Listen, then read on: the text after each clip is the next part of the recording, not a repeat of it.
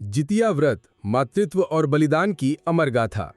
नमस्कार दोस्तों, आज हम आपको सुनाने जा रहे हैं एक ऐसी पौराणिक कथा जो त्याग, करुणा और मातृत्व की शक्ति का प्रतीक है। ये है जीमूतवाहन की कथा, जिसे जितिया व्रत से जोड़ा जाता है। ये कहानी न सिर्फ धार्मिक है, बल्कि भावनात्मक रूप से भी बेहद प्रेरणादायक है। बहुत समय पहले की बात है। हिमालय की शांत वादियों में एक सुंदर राज्य था, जहां गंधर्वों का शासन था।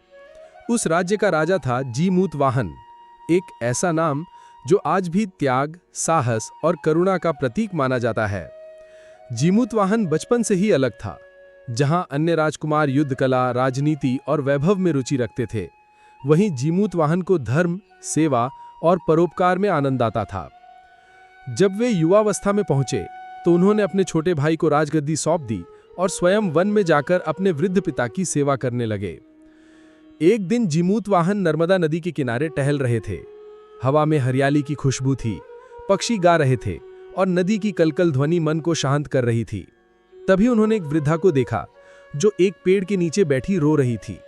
जीमूतवाहन ने पास जाकर पूछा, माता, आप इतनी दुखी क्यों हैं? वृद्धा ने आंसू पोंछते हुए कहा, बेटा, मैं नाग वंश की हूं। आज मेरा इकलौता पुत्र गरुड़ को बलि स्वरूप अर्पित किया जाएगा। यह हमारी जाति की परंपरा है। हर दिन एक नाग को गरुड़ को दिया जाता है ताकि वो हमारी जाति को नष्ट ना करे। जीमूतवाहन का हृदय कांप उठा। एक मां की पीड़ा उसके भीतर गूंजने लगी। उसने वृद्धा के हाथ थामे और कहा, माता, आज आपका पुत्र नहीं जाएगा, मैं उसकी जगह बलि दूंगा। वृद्धा चौंक गई। बेटा, तुम तो मानव हो, गरुड़ तुम्हें नहीं छोड़ेगा, वह तुम्हें खा जाएगा।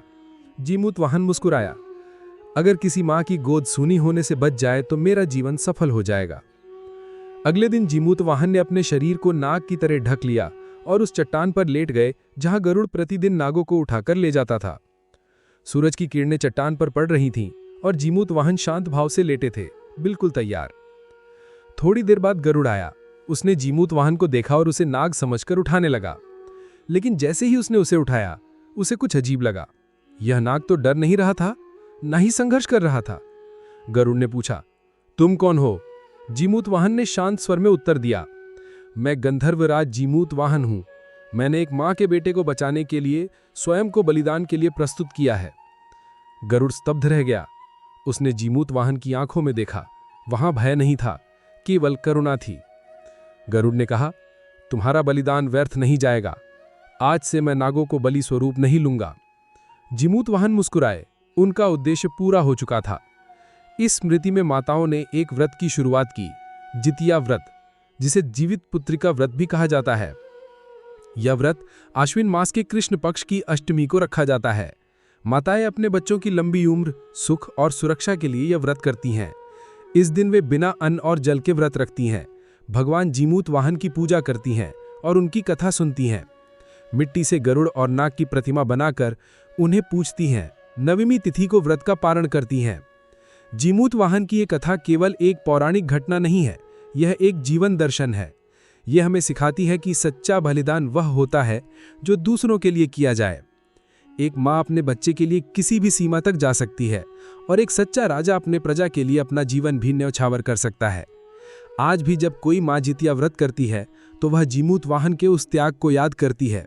वह अपने बच्चों के लिए वही भावना रखती है जो उस वृद्धा के हृदय में थी, असीम प्रेम, चिंता और सुरक्षा की कामना। अगर आपको ये जानकारी उपयोगी लगी हो तो वीडियो को लाइक करें।